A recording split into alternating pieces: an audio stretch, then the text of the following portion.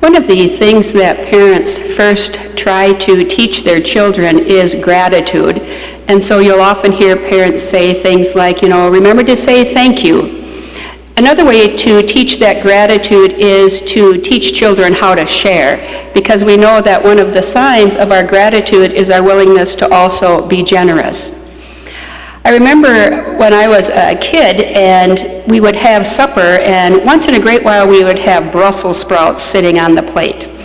I never liked Brussels sprouts then, and I to this day still do not like Brussels sprouts. But we were told that what was ever on your plate you ate. And I remember that famous parental comment where Mom would say to us, there are children who are starving in Africa. For us it was Biafra, who would love to have those Brussels sprouts. And of course, as a child, the first thing you think is you want to say so badly, could we send them to them then? But you knew that that was not going to go well if you said that to your mom. And so we were taught to be grateful that you had enough to eat and not worry about what the things that you were eating were, but to see that greater sense of gratitude and not to whine about the smaller things. That whine is something that we see, especially in our first reading today, or that groaning and complaining and grumbling. Here we have the Israelites who have been led out of bondage. They have been slaves in Egypt, Pharaoh forcing them to help build the pyramids, and God, through Moses, frees them. And they're wandering through to the promised land in full freedom, but they're hungry. And so they start to grumble, and they say, you should have just left us alone. It would have been better if we had died in bondage with full stomachs than to be out here and starve to death.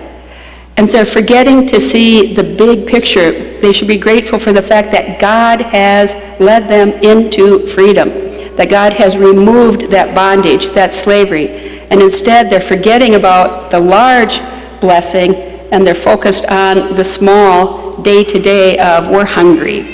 And so God does what God does. God feeds them. He sends quail in the evening, and in the morning there's hoarfrost or manna. And they look at that and they go, what is this? He says, this is bread that God has given you. This is yet another sign of how much God loves you, how much God is blessing you and cares for you. In our gospel today, it follows up on last week's gospel where Jesus multiplied the loaves and fish to feed the multitude. And so the crowds who were either there or who have heard about Jesus go looking for him. And they can't find him, so they row across the lake to wait for him. And when they see him, they crowd around him, and Jesus says, you're not here because of faith. You're not here because of some sign.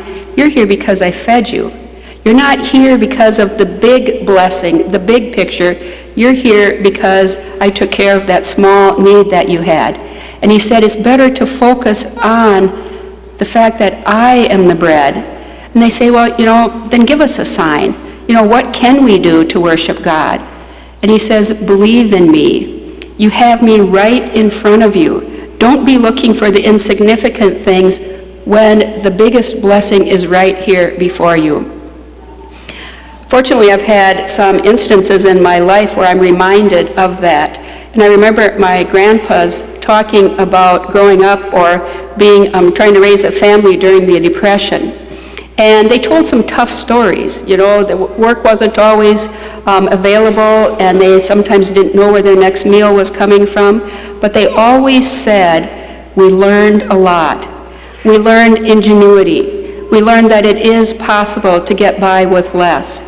We learned that we needed to rely on one another because we were all in the same situation.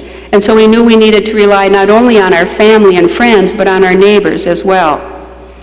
Or my dad, who spent 42 months in a foxhole in Germany, would talk just a little bit, not very much, about what a difficult thing that was or some of the horrors that he saw. But he always said, two things saw me through. First of all was my faith.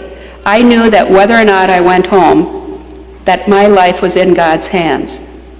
The second one was knowing that I was part of a greater good, that what I was doing was going to matter in the end.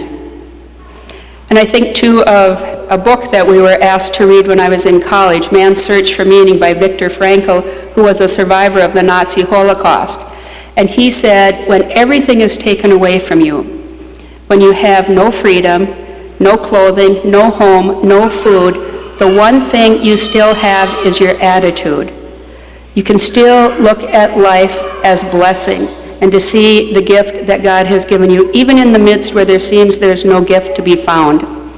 And friends, I think as human beings, we all have those times when we grumble a bit, where we look at something and think maybe that it's not enough or not quite good enough.